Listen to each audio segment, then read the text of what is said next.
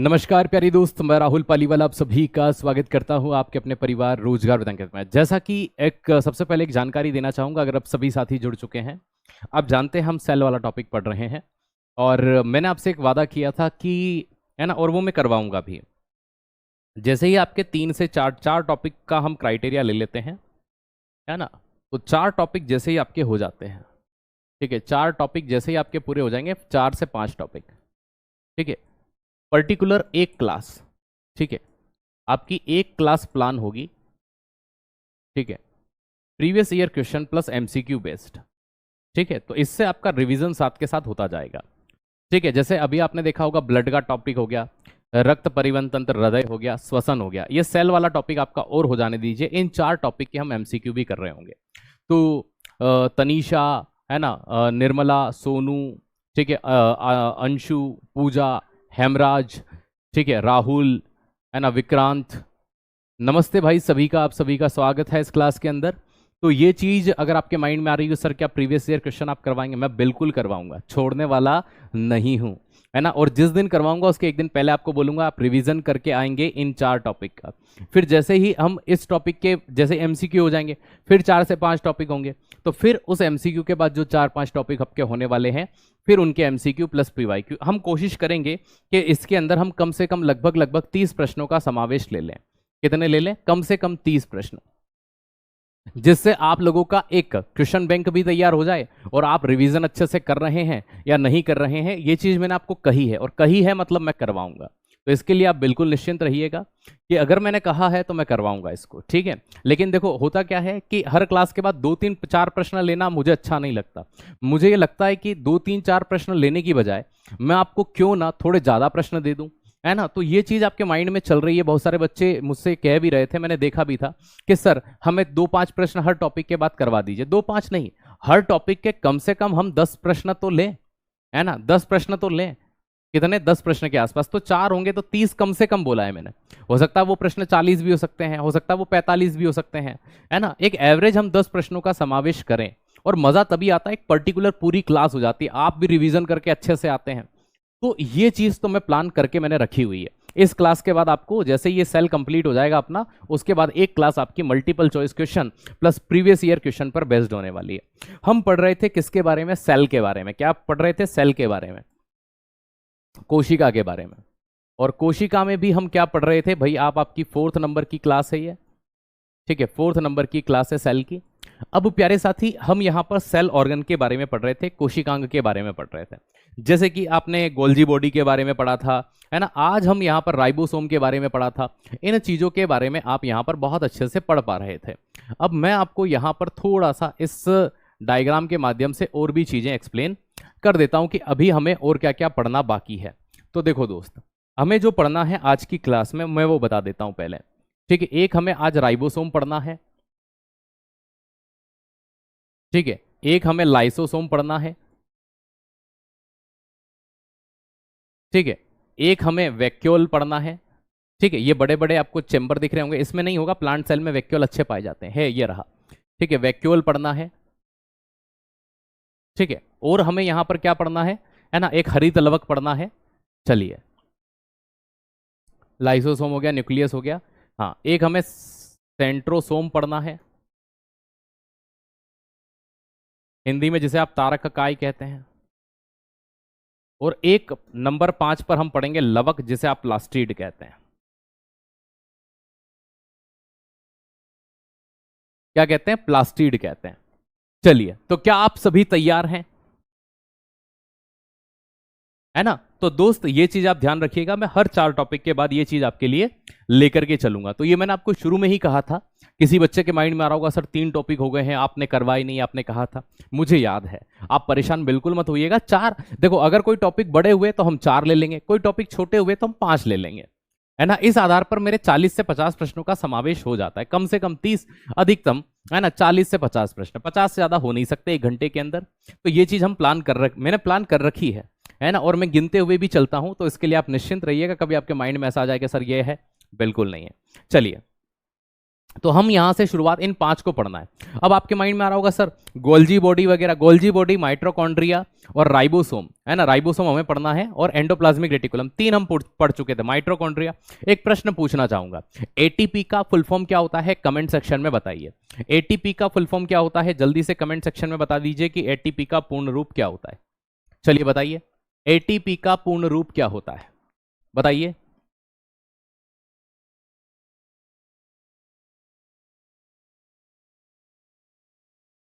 क्या बात है, गजब।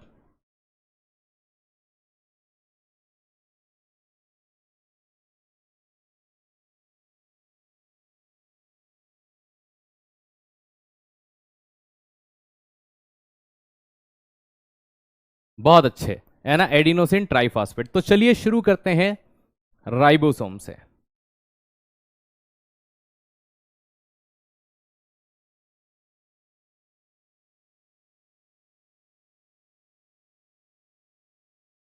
ठीक है, राइबोसोम में सबसे पहली चीज आती है कि खोज किसने की।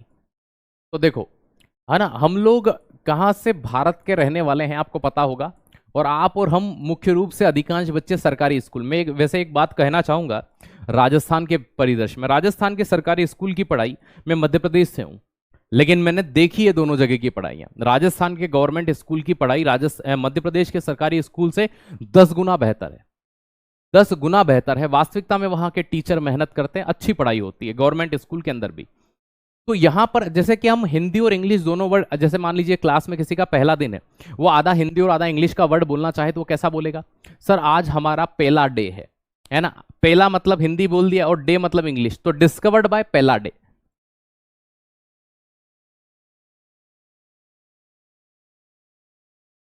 ठीक है, तो ट्रिक कैसे याद रखोगे, आज मेरा पहला डे है।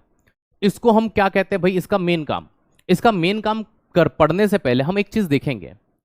अगर हम ये चीज देखें, ऑब्जर्व करें कि ये जो राइबोसोम होता है ये क्या करता है, तो ये प्रोटीन सिंथेसिस करता है ना, ये प्रोटीन संश्लेषण करता है।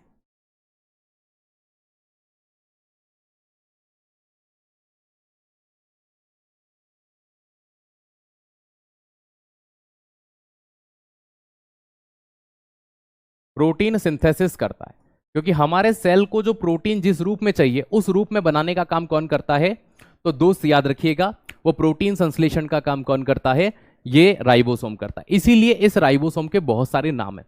फॉर द एग्जाम्पल, जैसे आप समझना कि हम इसे प्रोटीन फैक्ट्री कहते हैं, है ना, हम इसे क्या बोलते हैं, वो प्रोटीन वेग बोल देते हैं, प्रोटीन संश्लेषण कहाँ होता है ये बोल देते हैं। तो एग्जाम में क्या आता है, एग्जाम में आता है कि प्रोटीन फैक्ट्री किसे कहा जाता है।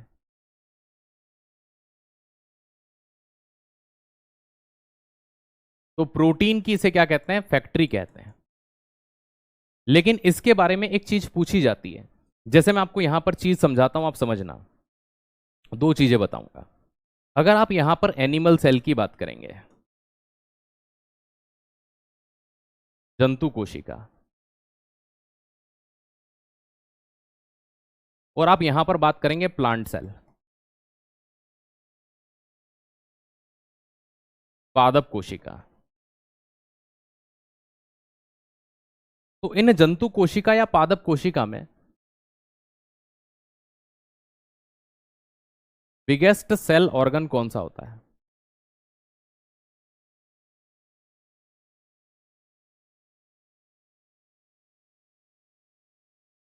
सबसे बड़ा कोशिकांग कौन सा होता है। ठीक है, और सबसे छोटा कौन सा होता है,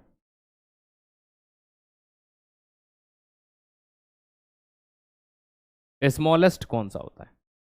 एज इट इज यहां भी पूछेंगे,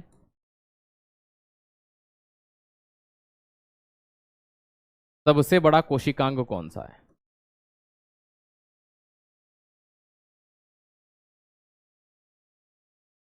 और सबसे छोटा कौन सा है।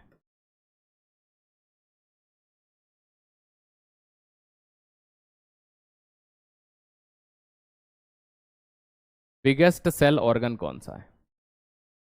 देखो, सबसे बड़ा कोशिकांग अगर हमसे कहां पूछ रहे हैं, जंतु कोशिका के अंदर, तो हमारा जवाब होगा केंद्रक है, न्यूक्लियस है। क्या है, न्यूक्लियस। और सेकंड नंबर पर अगर ये ऑप्शन में नहीं मिलता है, ये ऑप्शन में नहीं मिलता है, वैसे तो मिलेगा 99%, लेकिन फिर भी अगर कभी नहीं मिलता है तो फिर आंसर क्या होगा दोस्त, याद रखिएगा, फिर आपका जवाब यहां पर हो जाएगा गोल्गी बॉडी। गोल्जी का सबसे छोटा आपका दोस्त याद रखिएगा राइबोसोम, चाहे वो जंतु कोशिका हो चाहे वो पादप कोशिका हो, दोनों में ही सबसे छोटा कौन सा कोशिकांग होता है, राइबोसोम होता है। तो सबसे छोटा कोशिकांग, जितने भी हमने 8-10 नाम पढ़े हैं, ठीक है, ये चीज ध्यान रखिएगा, इनमें सबसे छोटा कौन होता है, राइबोसोम होता है। अब यहां देखना सबसे बड़ा कोशिकांग अब यहां पे डिफरेंशिएशन आते हैं, यहां 3 नाम आपको याद रखने पड़ेंगे। पहले नंबर पर आपको रिक्तिकाएं याद रखना होगा, वैक्यूल, तो सबसे बड़ा रिक्तिकाएं होगा। दूसरे नंबर पर आप यहां पर केंद्रक याद रखेंगे। अगर आपको यह बोला गया है तो, और तीसरे नंबर पर आप यहां पर ध्यान रख सकते हैं लवक, प्लास्टिड। लेकिन अगर प्रश्न की लैंग्वेज ऐसी आ जाए, प्रश्न की भाषा ऐसी आ जाए, समझना मैं यहां क्या लिखना चाह रहा हूं, ठीक है,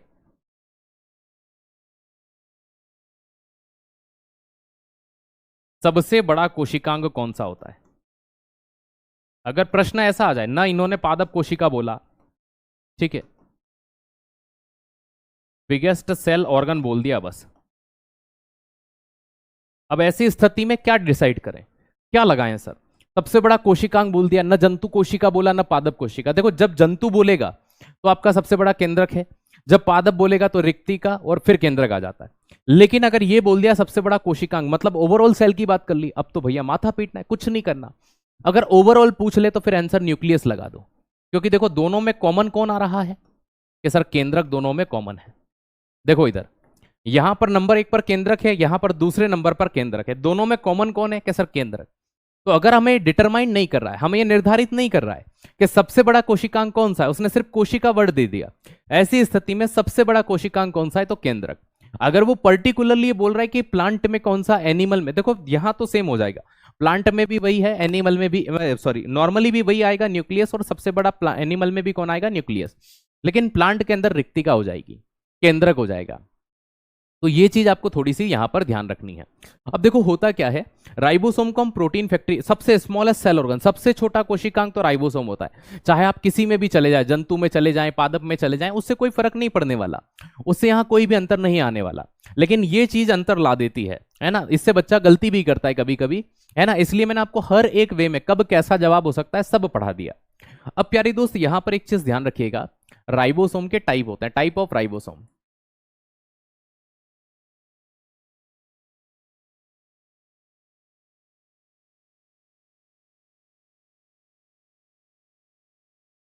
राइबोसोम के प्रकार, अगर हम गौर से राइबोसोम को ऑब्जर्व करें, देखें, तो राइबोसोम हमें कुछ इस तरह से दिखाई देते हैं गुच्छे में, छोटे छोटे छोटे छोटे इस तरह से गुच्छों में दिखाई देते हैं, ये इस तरह से गुच्छों में बहुत छोटी छोटी संरचनाएं एक साथ आ जाती हैं। माइक्रोस्कोप से, इलेक्ट्रॉनिक माइक्रोस्कोप से देखते हैं तब जाके पता चलता है ना। तो ऐसा जब ऑब्जर्वेशन किया गया पहली बार कि भैया इनके प्रकार भी होते हैं, तो 2 प्रकार सामने आए, ठीक है, कितने प्रकार सामने आए, 2 प्रकार। एक है 70S, है ना, एक है 80S। मैं आपसे कई पहले भी जब भी पढ़ाता हूं मैं हमेशा कहता हूं इनको 2 दिन बाद 805 और 705 मत पढ़ना, ठीक है, इन्हें 2 दिन बाद 705 और 805 मत पढ़ना, याद रखिएगा। इन्हें क्या कहा जाता है, स्वेडबर्ग इकाई कहते हैं। इस एस का मतलब क्या होता है, ये एस जो होता है ये स्वेडबर्ग इकाई कहलाता है, ठीक है, स्वेडबर्ग यूनिट कहलाता है। तो एस का मतलब स्वेडबर्ग इकाई से होता है, यूनिट से होता है। अब ये जो 70S और 80S है, इनमें अंतर क्या होता है सर, क्यों पाया जाता है, देखो थोड़े से कार्य क्षमता में कमी होती है 70S में, 80S थोड़े से विकसित होते हैं। तो ये 70S मुख्य रूप से हमें पुरानी कोशिकाएं जो प्रोकैरियोटिक कोशिका होती है उनमें देखने को मिलते हैं। कहां देखने को मिलते हैं, प्रोकैरियोटिक में। तो प्रोकैरियोटिक,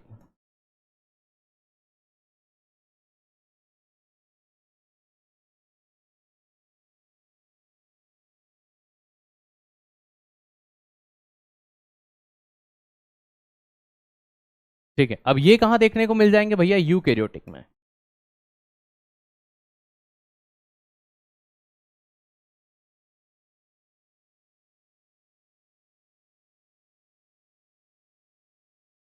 मतलब आप में और हम में मुख्य रूप से 80s पाया जाता है।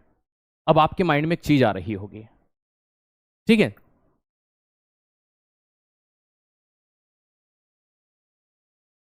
Sir 2021 cancel sir, SI 2021 cancel. बेटा मुझे उसका अभी जानकारी नहीं है, अब अगली क्लास होगी, है ना, उन सर से पूछ लीजिएगा, उनके उनको पूरा दे रखा है कि भाई, है ना, अपडेटेशन क्या आने वाली है, क्या चीज़ है। हर बेच में एक टीचर को ये जिम्मेदारी दे दी जाती है, तो ये सर के पास जिम्मेदारी है, वो आपको अच्छे से बता देंगे कि कहाँ क्या है ना। तो आप उनसे जानकारी ले लीजिएगा, जस्ट अगली क्लास में सर से पूछ लीजिएगा, वो आपको क्लियरली ये मेंशन कर देंगे, ठीक है।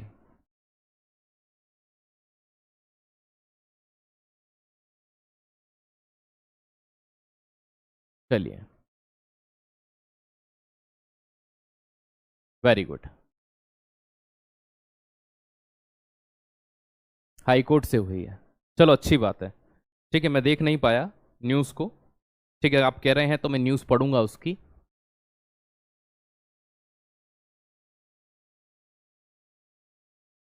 न्यूज़ में आ रहा है, मैं चेक करूंगा उसको, ठीक है।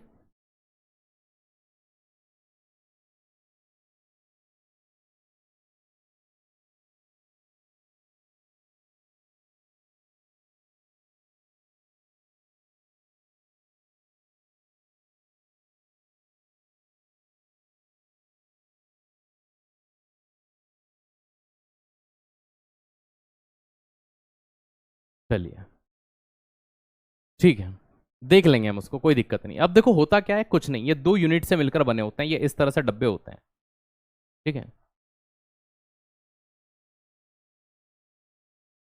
ये इस तरह से दिखाई देते हैं,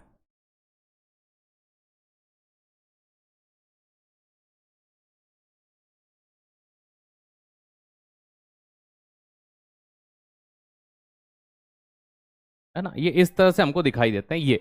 और ये बीच का जो डंडा है ना, ये इनको डिवाइड करता है, इसी को स्वेटबर्ग इकाई कहते हैं, ये दो भागों में बढ़ जाते हैं। अच्छा सर, अब हमें समझ में आया, ठीक है। अब ये जो 70s वाले होते हैं ना, ये वाले, इनमें ये जो पहली संरचना होती है ऊपर वाली और ये नीचे वाली, इनके दो भाग होते हैं। इनको दो भागों से मिलने से बनते हैं। ऊपर वाले हिस्से को 30 बोलते हैं और नीचे वाले भाग को 50 बोलते हैं। एंड आप अब इनको जोड़ करके 80 करोगे, हम मैथ्स नहीं पढ़ रहे हैं भाई, ठीक है, ये चीज ध्यान रखना। ये 80s वाले जो होते हैं, इनमें भी सेम चीज होती है, ऊपर वाला 40s होता है और नीचे वाला 60s होता है। एस का मतलब स्वेडबर्ग इकाई होते हैं, मतलब राइबोसोम की दो संरचना होती है, उनके मापन करने के लिए, ठीक है, इन चीजों को मेजरमेंट किया गया और एस का मतलब स्वेडबर्ग इकाई से निकाला गया कि अच्छा, जो हमारा मुख्य रूप से राइबोसोम होता है वो इस तरह से पाया जाता है, ठीक है ना भाई। रोहित आपके कमेंट दिखते हैं, ठीक है, परेशान मत होइए। तो हमने राइबोसोम के बारे में क्या पढ़ा? राइबोसोम की खोज पेलाडेने की, प्रोटीन संश्लेषण करता है, प्रोटीन फैक्ट्री कहलाते हैं। सबसे बड़ा कोशिकांग अगर पूछे तो केंद्रक होगा, सबसे छोटा पूछे तो राइबोसोम होगा। प्लांट सेल में सबसे बड़ा कौन सा होता है? तो रिक्तिकाएं होती हैं। फिर नंबर 2 पर केंद्रक आता है। फिर हमने पढ़ा राइबोसोम के भाई दो प्रकार होते हैं, 70s 80s। 70s प्रोकैरियोटिक में, 80s कहाँ पाया जाता है? यूकैरियोटिक में। 30s और 50s स्वेडबर्ग इकाई से 70s बनता है। 40s और 60s स्वेडबर्ग इकाई से मिलकर के 80s बनता है, ठीक है। तो इन्हें जोड़ना मत, आपसे अनुरोध है, नहीं तो आप कहोगे 30 और 50 80 होता है गुरुदेव, है ना, ये तो 80 में आना चाहिए। ऐसा नहीं होता, ठीक है, ऐसा नहीं होता है। तो इस पॉइंट को थोड़ा सा आप ध्यान रखेंगे, चलिएगा। अब हम थोड़ा सा यहाँ से और आगे बढ़ते हैं। हम यहाँ पर पढ़ते हैं किसके बारे में? अब हम पढ़ते हैं लाइसोसोम के बारे में। किसके बारे में? लाइसोसोम, जिसे हम आत्महत्या की थैली कहते हैं, है ना। देखो, आत्महत्या क्या होती है? जो खुद को मार दे उसे कहते हैं आत्महत्या, है ना। तो जो खुद को ले डूबे उसके खोजकर्ता डी डूबे। खुद को ले डूबे, डूबे मतलब डी डूबे, है ना, खुद को ले डूबे मतलब आत्महत्या हो गई। तो चलिए नेक्स्ट को पढ़ते हैं, लाइसोसोम को।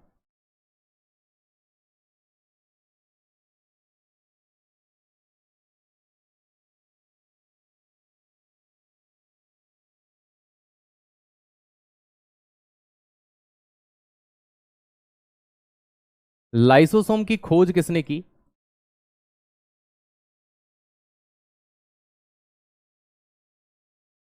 या लाइसोसोम को डिस्कवर्ड किसने किया? तो लाइसोसोम की खोज का जो श्रेय है वो डी डुवे को दिया जाता है। डूव है ना, डी डूव है, या डी डूवे भी बोल सकते हैं, डी यू वी, आप तो डूवे ही लिख लो, ठीक है। डूव है में फिर पता नहीं क्या ही प्रोनाउंस करोगे, डी डूवे, जो खुद को ले डूबे उसके खोज करता डी डूवे। अब देखो सीधी सी बात है, लाइसोसोम के अंदर क्या होता है, 24 टाइप के एंजाइम्स पाए जाते हैं। कितने?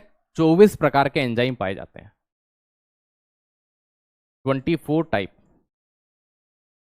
Of enzyme found in lysosome.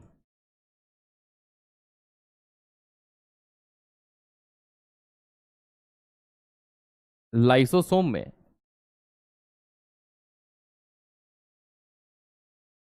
24 प्रकार के एंजाइम होते हैं। एक गोलाकार संरचना होती है ये, लेकिन इसमें एक एंजाइम होता है, वो सबसे महत्वपूर्ण है, hydrolytic enzyme.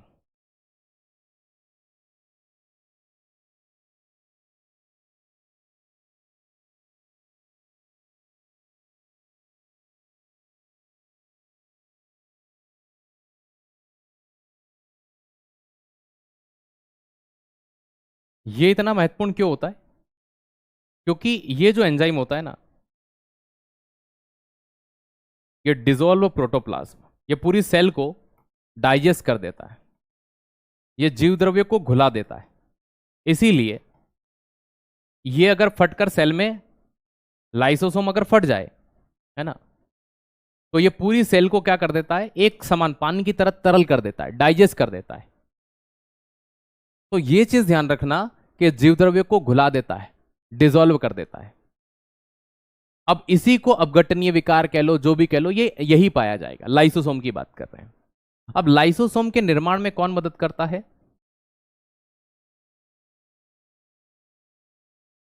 Golgi body help to formation of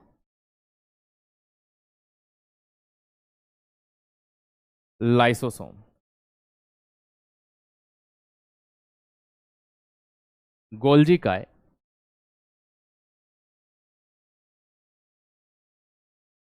lysosome निर्माण में मदद करता है।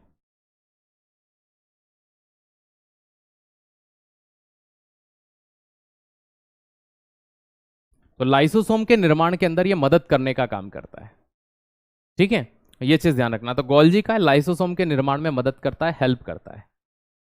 अब बात की जाती है यहां से थोड़ा आगे बढ़कर कि सर आगे बढ़ेंगे तो कैसे बढ़ेंगे, क्या चीज होगी?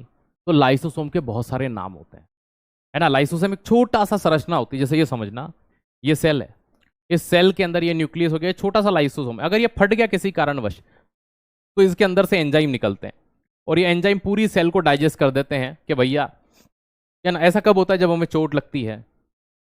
इसके बहुत सारे नाम हैं। कुछ बच्चे कमेंट करने लग गए थे कि सर इसके नाम तो बताइए, नाम बताइए। बिल्कुल बताएंगे। अदर नेम में पहला नाम इसका आता है भैया आत्महत्या की थैली।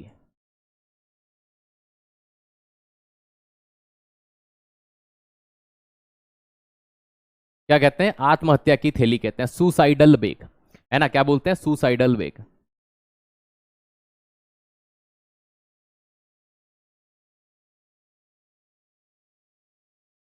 House keeping of cell. House keeping आपने अक्सर वर्ड सुना होगा होटल के अंदर, हाउस कीपिंग सर, साफ सफाई वाले जो होते हैं, ठीक है। तो कोशिका का सफाई कर्मी।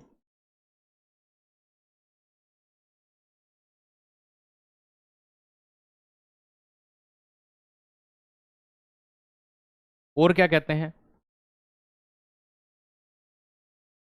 एटम बॉम्ब ऑफ सेल, क्योंकि कभी भी फट सकता है, कभी भी क्या कर सकता है? फट सकता है।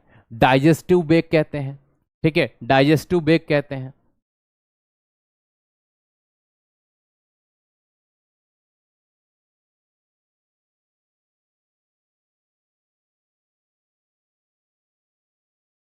कोशिका की पाचक थैली।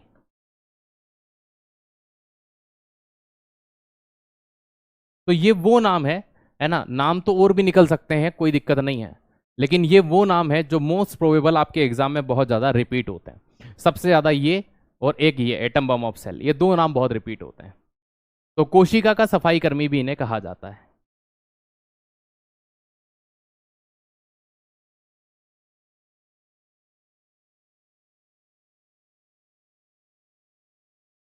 सर राइबोसोम की यूनिट की वैल्यू तो जो आपने लिखाई है फिक्स है ना? हाँ बिल्कुल फिक्स है, निर्धारित है। कहीं भी पढ़ोगे आपको वही मिलेगी, कोई अंतर नहीं आएगा, निर्धारित है। ये 2 यूनिट की बात कर रहे हो ना, ये हाँ 30 और 50, ये 70, इसमें हमेशा यही मिलेगी, है ना? चाल छोटी वाली देखो, मैंने यहाँ पर एक बड़ी और एक छोटी बनाई है। छोटी हमेशा छोटा नंबर होगा, बड़ा हमेशा बड़ा नंबर होगा। ठीक है, अगर आप इनको उल्टा लिख रहे हैं तो बड़ा वाला ऊपर छोटा वाला नीचे बनाना होगा, ये इस तरह से दिखाई देते हैं, है ना? ये फिक्स है, इनमें कोई भी अंतर नहीं आता। चलिए, हमने लाइसोसोम के बारे में भी यहाँ पर पढ़ लिया। तो देखो अभी हमने दो नाम पढ़े थे और दो के बारे में हमने यहाँ पर पढ़ लिया, राइबोसोम लाइसोसोम। अब हम वैक्यूल के बारे में पढ़ते हैं। क्या पढ़ते हैं? वैक्यूल। इसके खोजकर्ता आज तक नहीं पता कि किसने इनकी खोज करी। ठीक है,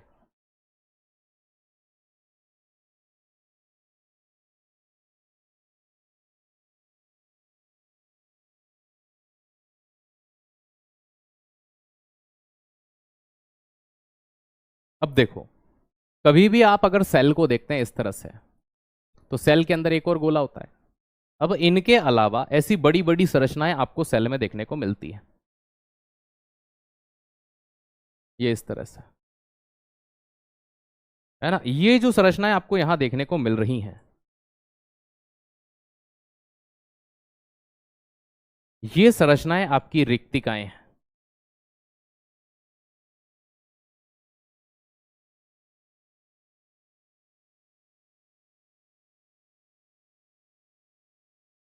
क्या कहलाती हैं? रिक्तिकाएं। रिक्तिकाएं देखो बड़ी आकार की, ये प्लांट सेल में, एनिमल सेल में तो इतू सी छोटी सी पाई जाती है, ज्यादा बड़ी नहीं होती। तो कभी ये पूछा जाए कि बड़ी आकार की किस में पाई जाती है, तो बड़े आकार की मुख्य रूप से हमें कहाँ देखने को मिलती है? हमेशा ध्यान रखना, ये आपको क्या बोलते हैं उसमें, हाँ प्लांट सेल के अंदर देखने को मिलती है। नहीं तो बात आए कि सर कहाँ होती है, क्या चीज होती है, ऐसा कुछ भी नहीं। तो ये बड़े आकार की हमको देखने को मिल जाती है। अब बात करते हैं कि फिर भी सर कभी पूछ ले कि किसने इसके बारे में पहली बार बताया, तो है ना, वैसे तो इसके खोजकर्ता आज तक किसी एग्जाम में पूछे नहीं है, फिर भी पूछ ले कि सर फिर भी थोड़ा बहुत तो बता दो जिसने इनके बारे में पहली बार जानकारी दी। तो ऐसा माना जाता है कि ल्यूवेन हॉक जो थे, ठीक है, ल्यूवेन हॉक,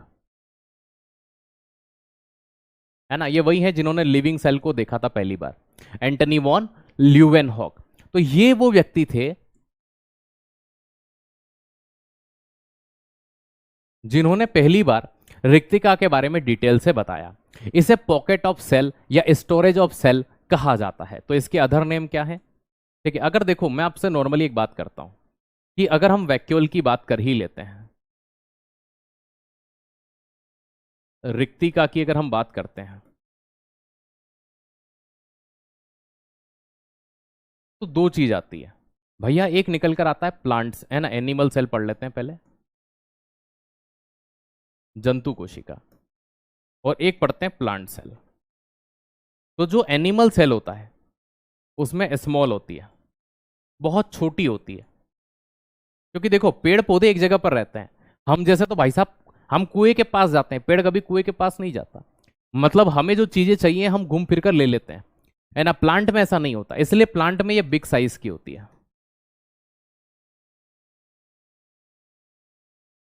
बड़ा आकार होता है, सबसे बड़े एरिया को कवर करती है, ये बड़े आकार की पाई जाती है। इसलिए इन्हें ये क्या कहा जाता है भाई, इनके आइटसाइड की जो संरचना होती है उसे टोनोप्लास्ट भी कहते हैं कभी कभी। तो ये प्लांट सेल में पाई जाती है मोस्ट प्रोबेबल, ये चीज ध्यान रखना। एनिमल में अगर पूछे तो छोटी होती है, प्लांट में ही मेनली प्रेजेंस जो है, एक्टिव एक्टिव जो है वो प्लांट के अंदर ही पाई जाती है। ठीक है, तो ये चीज ध्यान रखना। अगली बात, इसके अन्य नाम, अदर नेम क्या है?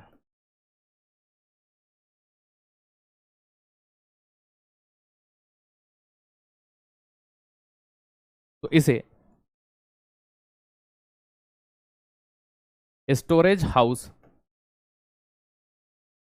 ऑफ सेल, कोशिका का भंडार गृह कहते हैं।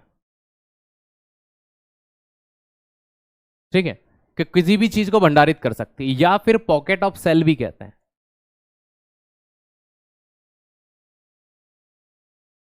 कोशिका की जेब कहते हैं।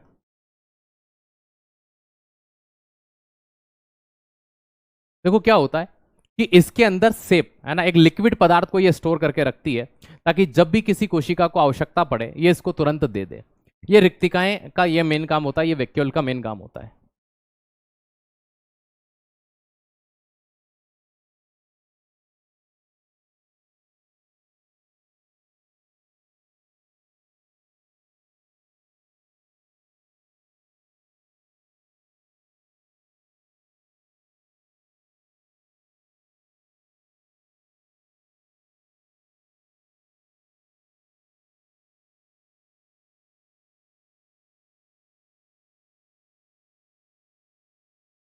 है ना।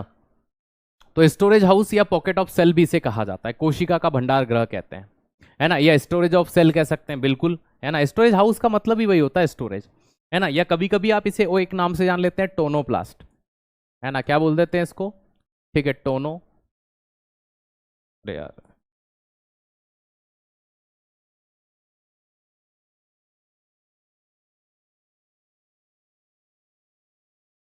टोनोप्लास्ट,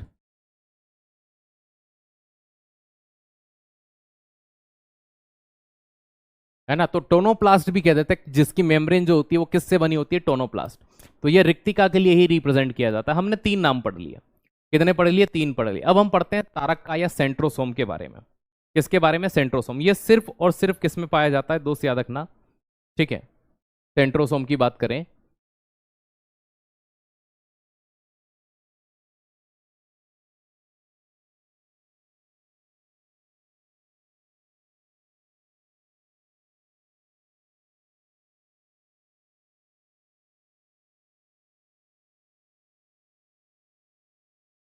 तारक मेहता का उल्टा चश्मा देखा है आपने, क्या सर देखा है?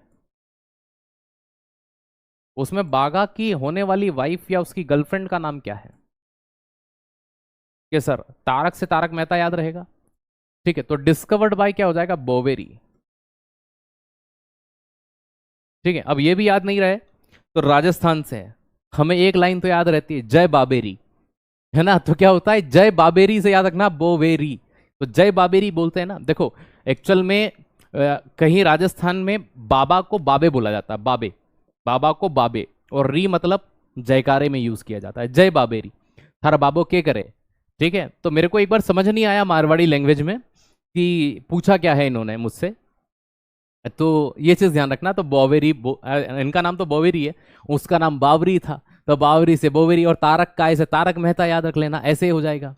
अब प्यारे साथी यहाँ बात एक निकल करके आती है कि थारो बाबू के कर रही है, ठीक है। मैं कंफ्यूज यार, बाबू बाबे किसका बात कर रहे हैं ये, ठीक है। 2-3 चीजें आ गई, बेबे समझ रहे हैं, बाबा समझ रहे हैं, अब तो खैर समझ में आ जाती है, प्रारंभिक समय में समझ में नहीं आती थी, है ना। मैं मारवाड़ी आज भी फ्लुएंटली बोल नहीं पाता हूँ, लेकिन समझ में आती है ना। डुंडाड़ी बोल नहीं पाता हूँ लेकिन समझ में आती है। तो राजस्थान कल्चर से जुड़े हुए हैं इसलिए राजस्थानी समझ में आ जाती है, लेकिन उतने अच्छे तरीके से फ्लुएंटली बोल नहीं पाते हैं, तो वो एक थोड़ी सी समस्या है ना। और वो पता नहीं कब पूरी होगी, हो सकता है धीरे धीरे सीख जाए, है ना। तो खोज किसने की, बावेरी ने। तो ये अगर देखा जाए, है ना, तो भैया अगर इसकी बात करें,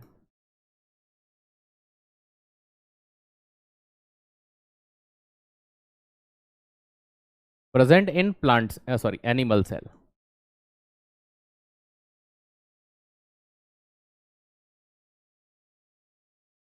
ये जंतु कोशिका में होती है या जंतु कोशिका में पाई जाती है।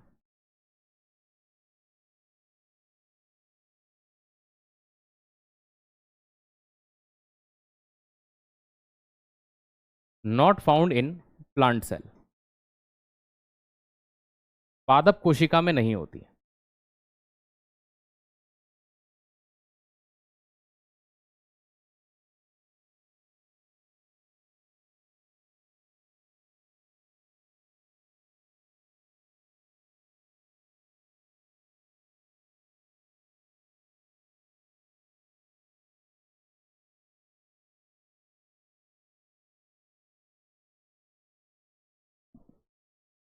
ठीक है, नहीं पाई जाती है, ठीक है। तो ये पादप कोशिका के अंदर नहीं देखने को मिलती है, इस पॉइंट को ध्यान रखना, है ना। ये जंतु में तो देखने को मिलती है लेकिन पादप में नहीं पाई जाती, है ना। तो भाई बॉबेरी ने खोजा, अब देखो ये कहां मदद करती है, इट्स हेल्प टू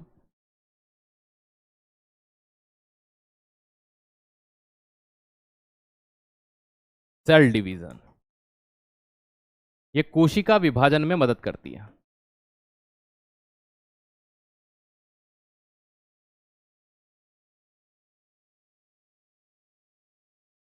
कभी भी आप अगर इसको सेल के अंदर देखें तो ये कैसी दिखती है, देखो मैं बताता हूं आपको। ठीक है, अगर आप सेल के अंदर इसको देखेंगे तो एक छोटे से गोले के अंदर गोला, ये तो केंद्रक हो जाएगा न्यूक्लियस, इसके अंदर ये छोटी सी ऐसी संरचना आपको दिखाई देगी।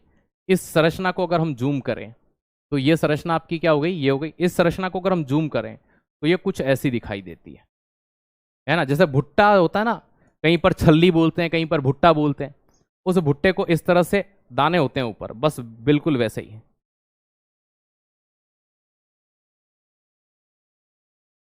ये ऐसी दिखाई देती है ना, ये भुट्टे की तरह। तो ये इसका बड़ा वाला वर्जन हो गया कि जब हम इस छोटी सी संरचना को जूम करते हैं तो ये कुछ इस तरह की दिखाई देगी।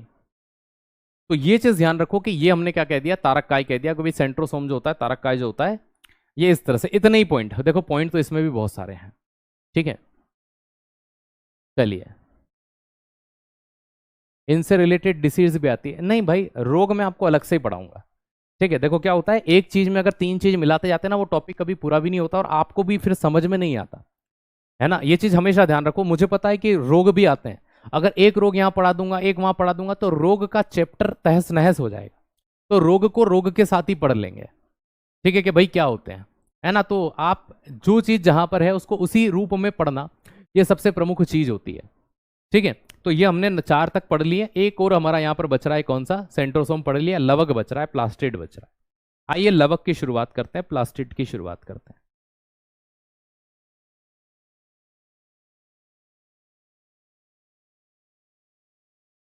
अब देखो मैं आपको प्लांट सेल वापस से दिखाता हूं।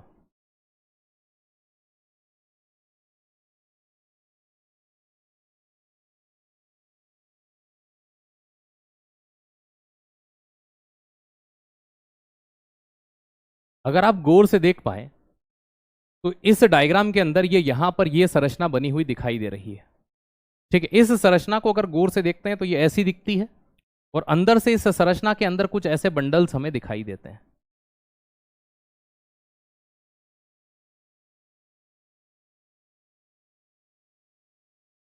इस तरह से। और ये संरचना आपकी यहां पर क्लोरोप्लास्ट के नाम से फेमस है, हरित लवक जिसे हम कहते हैं। क्या कहते हैं, हरित लवक। और ये बड़ा सा डब्बा आप देखो यहां पर, इतना बड़ा डब्बा, ये आपकी रिक्तिकाएं हैं, वैक्यूअल है। ठीक है, ये हमने पढ़ लिया। हम बात करेंगे अब लवक के बारे में। हरित लवक भी पढ़ेंगे, लेकिन शुरुआत किससे करेंगे, लवक से करेंगे। तो चलिए शुरुआत करते हैं बिना किसी देरी के साथ लवक को पढ़ने से। अब हम लवक की बात करें तो ये डबल मेम्ब्रेन होता है, दोहरी झिल्ली वाला होता है, केवल प्लांट सेल में पाया जाता है।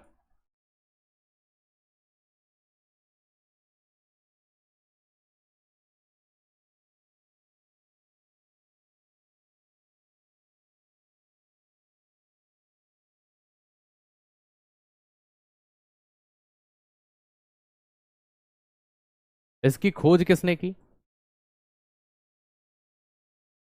इसको डिस्कवर्ड किसने किया।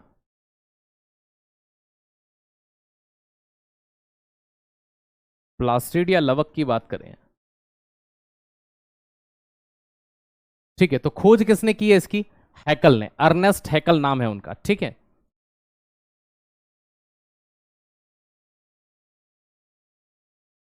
अब इसको ऐसे याद रखना, पौधे हैं तो कल है, क्योंकि पौधों में ये पाया जाता है। ठीक है, हाँ, सेल डिवीजन प्लांट में भी होता है, लेकिन जो गुणसूत्र को खींचने का जो सीक्वेंस होता है वो प्लांट के अंदर तो नहीं पाया जाता। ऐसा उनमें स्पेशली देखने को नहीं मिलता है, जैसा इंसानों के अंदर होता है, जानवरों के अंदर होता है। तो वहां पर इसकी पर्टिकुलर जरूरत पड़ती है, प्लांट सेल के अंदर जरूरत नहीं पड़ती। डिवीजन वहां भी होता है ना। जैसे आप ये समझिए, जानवर गाय भैंस जो होती है वो चारा खाती है, हम भी पालक मेथी की सब्जियां हम भी खा लेते हैं, लेकिन हम सेल्यूलोज नहीं पचा सकते, वो पचा सकते हैं। तो खाने का अंतर नहीं है, बात यह कि हम उसको डाइजेस्ट कर पा रहे हैं कि नहीं कर पा रहे हैं। अंतर देखा आपने, समझ में आया। एज इट इज सेल में भी डिफरेंस होता है, वो नहीं पाया जाता उनके अंदर। ठीक है, सेल डिवीजन वहां भी होता है, हम में भी होता है, लेकिन उनको नीड नहीं है, उसकी जरूरत नहीं है, उनके इसमें स्वतः वो घटनाएं हो सकती हैं। चलिए, तो अर्नेस्ट हैकल इसकी क्या करते हैं, खोज करते हैं।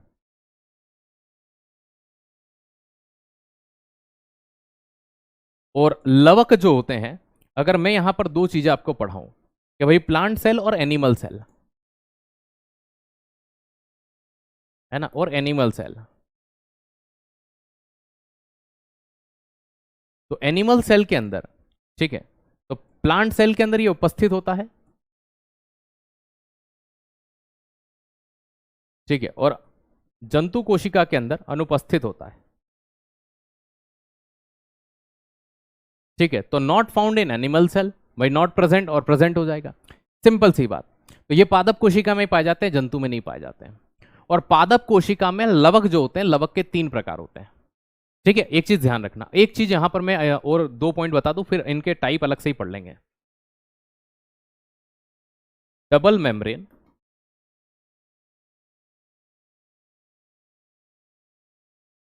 स्ट्रक्चर होता है इनका, दोहरी झिल्ली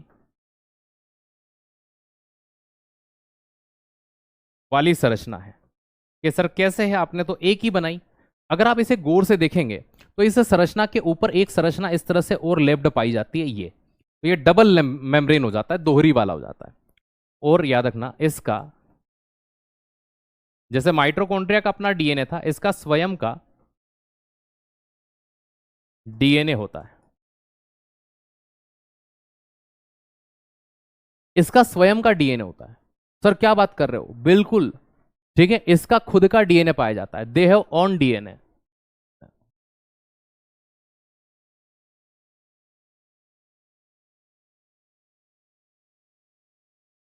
तो इसका खुद का डीएनए होता है। ये एग्जाम में प्रश्न कई बार पाए जाते हैं कि केंद्रक के अलावा डीएनए कहां पाया जाता है। एक तो माइटोकॉन्ड्रिया के अंदर, और हम जैसे लोगों के अंदर सिर्फ मम्मी से माइटोकॉन्ड्रिया का डीएनए आता है, पापा से नहीं आता। तो एक तो माइटोकॉन्ड्रियल डीएनए हो गया माइटोकॉन्ड्रिया में, और दूसरा हम में तो नहीं पाया जाता माइटोकॉन्ड्रिया के अलावा, लेकिन पौधों में दो जगह पाया जाता है। एक तो माइटोकॉन्ड्रिया में तो सभी में है ही सही, लवक के अंदर भी पाया जाता है। तो ये एक फेवरेबल प्रश्न बन जाता है आयोग के द्वारा पूछने वाला, कि बताइए, है ना, आप किसी भी एग्जाम की तैयारी करें तो एक फेवरेबल प्रश्न बन जाता है, केंद्र के बाहर डीएनए कहां होता है।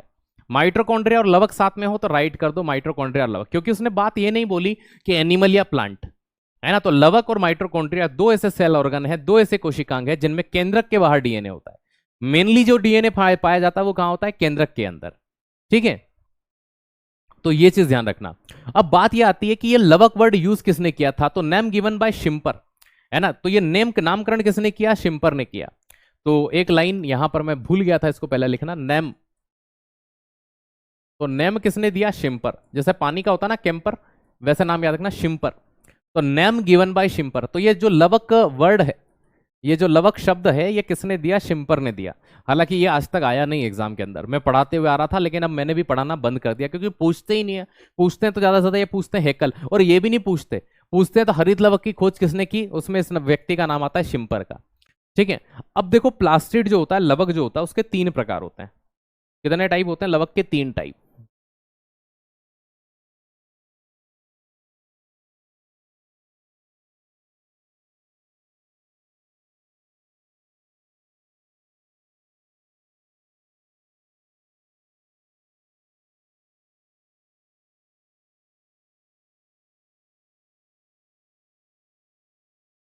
हाँ तो भैया लवक के प्रकार, है ना, तो टाइप ऑफ क्या पढ़ रहे हैं, प्लास्टिड पढ़ रहे हैं। तीन प्रकार के लवक होते हैं, कितने होते हैं, तीन।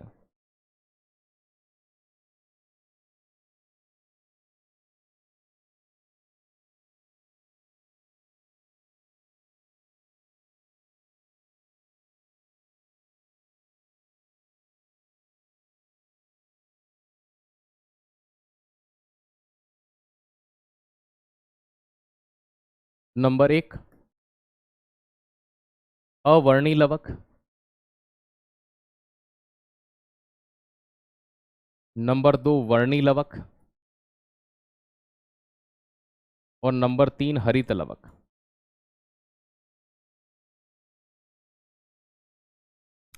अवर्णी, वर्णी, अवर्णी को क्या कहा जाता है, ल्यूकोप्लास्ट। क्या कहते हैं, ल्यूकोप्लास्ट। वर्णी को कहते हैं क्रोमोप्लास्ट, ठीक है। और हरित को कहते हैं क्लोरोप्लास्ट। ये तीन नाम आपने अक्सर इजिएस्ट वे में, सरलतम रूप में देखे होंगे। ठीक है, अब देखो, सबसे पहले अवर्णी, वर्णी और हरित लवक, तीन नाम आते हैं आपके सामने। कितने आते हैं? तीन नाम आते हैं, तीनों पढ़ते हैं एक एक करके, कोई दिक्कत नहीं है।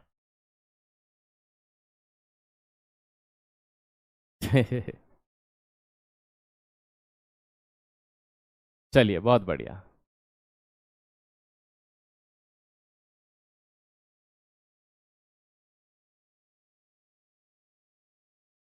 ठीक है, इसमें नो पिगमेंट,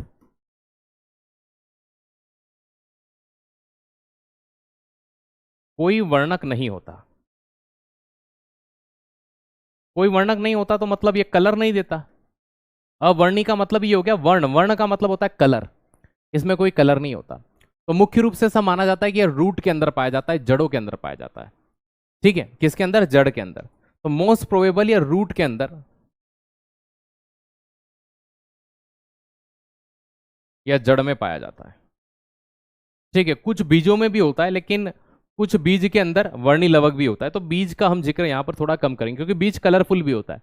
तो कुछ देखो, रूट आप कहोगे सर जड़ का तो कलर होता है, जड़ का कलर मिट्टी में रहने के कारण मटमेला हो गया। नॉर्मली ये व्हाइट होता है, जैसे आप देखना कभी भी चना उगता है, अंकुरित होता है, गेहूं अंकुरित, तो उसकी व्हाइट जड़ निकलती है, बिल्कुल व्हाइट, कलरलेस होता है ये, है ना। तो कोई वर्णक नहीं होता, इसलिए कलरलेस मानते हैं। बाकी वो जो मटमेलापन वो मिट्टी से प्राप्त हुआ। अब आते हैं वर्णी लवक। तो वर्णी लवक जो होते हैं, तो याद रखिएगा इनमें पिगमेंट होता है।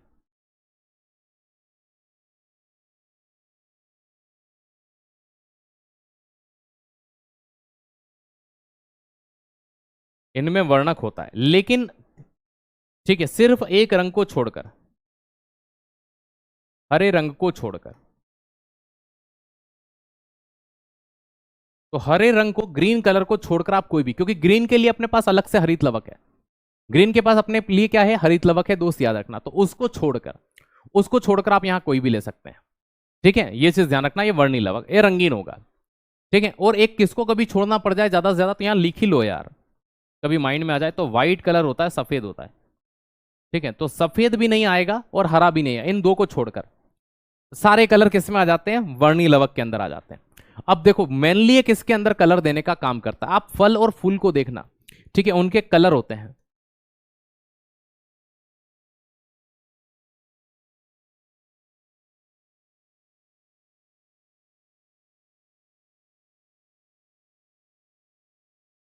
तो उनके अंदर ये देखने को मिल जाता है ना। अभी मैं एक दो एग्जांपल इसके दे दूंगा कि कौन कौन से होते हैं। ठीक है, हरित लवक, हरित लवक भैया देखो, हमें पता है इसको इंग्लिश में क्लोरोप्लास्ट कहते हैं, लेकिन बात ये निकल करके आती है कि जो क्लोरोप्लास्ट है, हरित लवक है, इसका हरा कलर किसके कारण होता है? तो क्लोरोफिल के कारण होता है। पिगमेंट जो होता है इसमें क्या होता है? क्लोरोफिल पिगमेंट पाया जाता है, वर्णक जो होता है।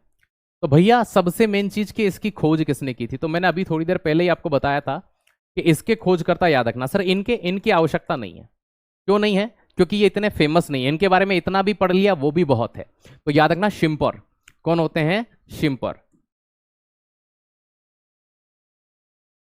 तो शिम्पर इसके खोज करता है। इसमें जो वर्णक होता है,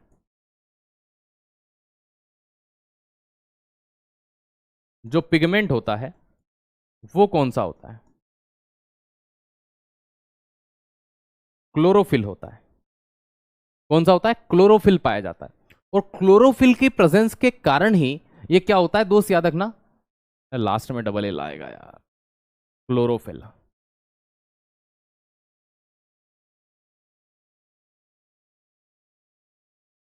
क्लोरोफिल की उपस्थिति के कारण ही ये क्या होता है? ग्रीन होता है, हरा रंग आता है इससे। और मोस्ट प्रोबेबल ये कहां पर देखने को मिल जाता है? लीफ या जो पत्ती होती है, उन पत्तियों के अंदर देखने को मिलता है। हरे रंग का होता है, पत्तियों के अंदर देखने को मिलता है। अब इसी मेन चीज के कारण के हरित लवक हरे रंग का होता है, क्लोरोफिल वगैरह पाया जाता है, एक घटना घटित होती है कि सर क्या घटना घटित होती है? प्रकाश संश्लेषण होता है, पौधे प्रकाश संश्लेषण करते हैं।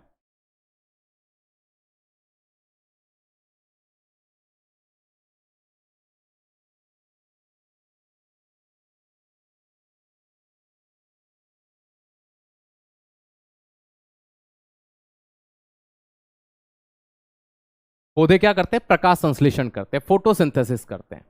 अब ये जो प्रकाश संश्लेषण की घटना घटित होती है, जिसके कारण ये अपना भोजन स्वयं बनाते हैं, इसीलिए हरित लवक को क्या कहा जाता है? याद रखना, किचन ऑफ सेल, कोशिका का रसोई घर कहते हैं, क्योंकि खाना हमेशा रसोई में बनता है। पावर हाउस माइटोकॉन्ड्रिया है, लेकिन किचन ऑफ सेल कहा जाता है इसे। क्या कहते हैं? Kitchen of cell. क्योंकि भोजन जहां बनता है वो किचन कहलाता है, रसोई कहलाता है। ठीक है, अब देखो मैं आपको एक चीज समझाता हूं, ये प्रकाश संश्लेषण होता कैसे है। आपने बहुत सारी चीजें मुझसे पढ़ी, फोटोसिंथेसिस,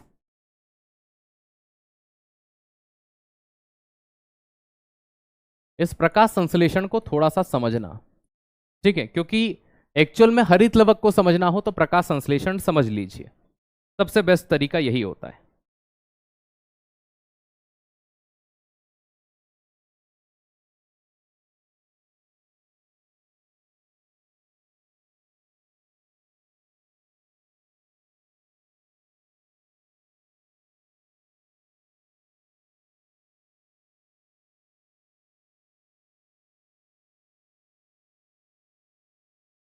ठीक है, 2 मिनट है ना।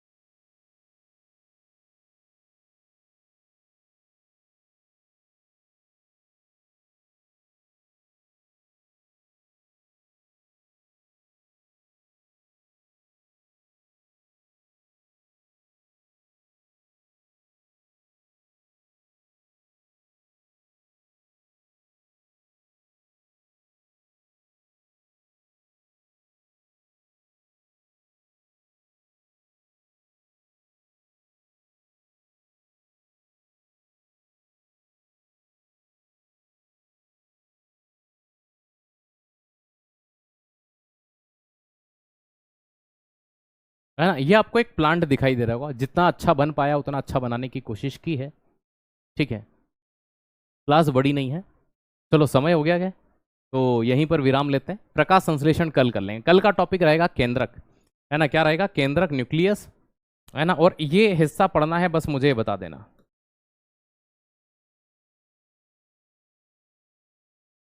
तो कल का टॉपिक क्या रहेगा? न्यूक्लियस रहेगा, केंद्रक रहेगा। Thank you so much. जय हिंद, जय भारत। आज के लिए इतना ही, है ना। तो ये हमें पढ़ना है, लेकिन आपका हो नहीं पाएगा क्योंकि 2 मिनट बचे हैं और आपकी अगली क्लास है। तो आप उस क्लास को एंजॉय कीजिए। थैंक यू सो मच, आप सभी को बहुत बहुत धन्यवाद।